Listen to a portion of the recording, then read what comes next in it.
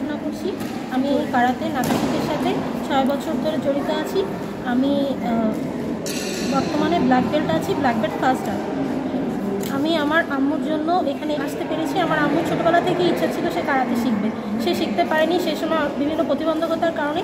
সেজন্য সে আমাকে শিখিয়েছে যাতে আমি আত্মনির্ভরশীল হয়ে চলতে পারি।